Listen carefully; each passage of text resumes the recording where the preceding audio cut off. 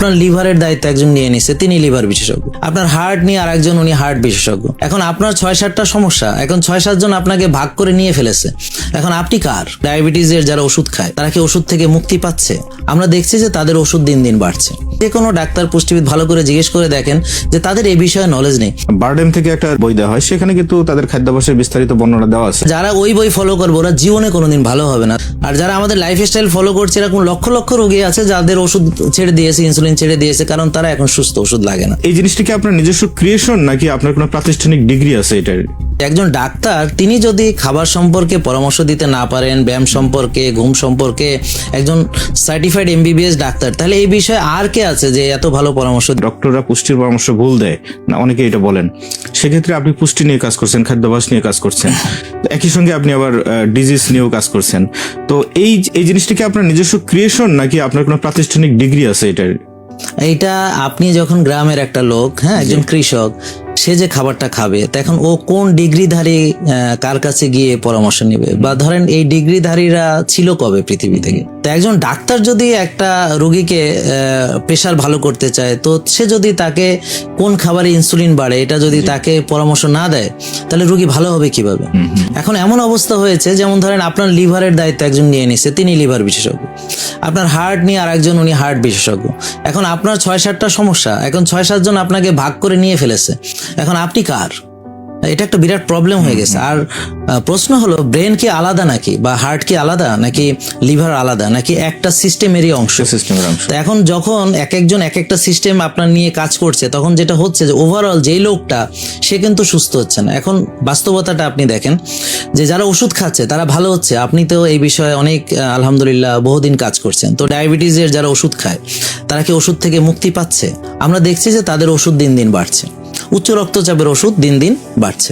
তো এইভাবে দেখা যাচ্ছে যে ফ্যাটি লিভারের চিকিৎসা করতে করতে লিভার গ্রেড 1, 2, 3, 4 সিরোসিস, কিডনির চিকিৎসা করতে করতে কিডনি ডায়ালাইসিস এবং ট্রান্সপ্লান্টে যাচ্ছে। ডায়াবেটিসের চিকিৎসা করতে করতে ডায়াবেটিসের কারণে রেটিনোপ্যাথি, যে ডায়াবেটিক রেটিনোপ্যাথি, চোখ নষ্ট হয়ে যাচ্ছে। তো ডায়াবেটিসের চিকিৎসা করতে করতে আপনার ডায়াবেটিক নেফ্রোপ্যাথি অর্থাৎ কিডনি নষ্ট হচ্ছে। ডায়াবেটিসের চিকিৎসা করতে করতে আপনার নিউরোপ্যাথি হয়ে যাচ্ছে। তো এখন প্রশ্ন হলো, তাহলে আপনার চিনি কমায় আমার লাভ কি হলো? ওষুধ দিয়ে যে আমরা চিনি কমালাম, লাভটা কি হলো? তা আমার কি কমপ্লিকেশনস থেকে আমি তো বাঁচতে পারছি না।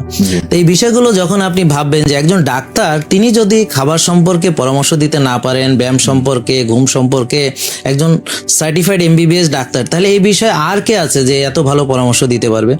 এটা খুবই দুঃখজনক যে মানুষ মনে করে যে একটা এমবিবিএস ডিগ্রি, তিনি ডাক্তার হয়েও তিনি খাবার সম্পর্কে বলতে পারবেন না, যেখানে তার চেয়েও আরো অল্প পড়াশোনা করে বা অন্য জায়গায় পড়াশোনা করে, যার হরমোন সম্পর্কে ধারণা নেই, যিনি ইনসুলিন সম্পর্কে জ্ঞান রাখেন না, তারা কোন খাবার ইনসুলিন কি রিলিজ হয় এটা জানেন না, হ্যাঁ, কিন্তু তারা আবার পুষ্টির পরামর্শ দিচ্ছেন। ব্যাপারটা খুব দুঃখজনক আসলে। আপনি পুষ্টিবিদদের কথা বলছেন না? আমি বলছি সবার কথা। যেমন ধরেন আমি যদি ডায়াবেটিসের ডাক্তাররা, কিন্তু সবাই ডাক্তাররা তাকে 6 বেলা খাবার তালিকা দিয়ে দিচ্ছেন, যেমন সকালে রুটি খাবেন। এখন ওনার চিনি বেশি, রুটিতে চিনি, উনি আবার চিনি খেতে দিলেন। একটু পরে আবার মুড়ি বিস্কিট খই খেতে দিলেন, সেখানেও চিনি, তিনি আবার চিনি খেতে দিলেন। আবার দুপুরে এসে ভাত ডাল খাচ্ছে, সেখানেও চিনি। বিকেলে কোনো একটা নাস্তা করছে, ফ্রুটস বা অন্য কিছু, সেখানে চিনি। রাত্রে রুটি খাচ্ছে, সেখানে চিনি। এরপরে দুধ খাচ্ছে, দুধের মধ্যেও চিনি। এখন 6 বেলা চিনি খাচ্ছে, ও গেছে চিনি কমাইতে, ডাক্তার তাকে বললো 6 বেলা চিনি খেতে। এখন ডাক্তার বলুক বা পুষ্টিবিদ, আপনি গেলেন ওজন কমাতে, আপনাকে বলতেছে যে আপনি 6 বেলা খাবেন। এখন 6 বেলা খেয়ে আপনার বারবার ইনসুলিন আসছে, ইনসুলিন রেসপন্স তো আমাকে বুঝতে হবে।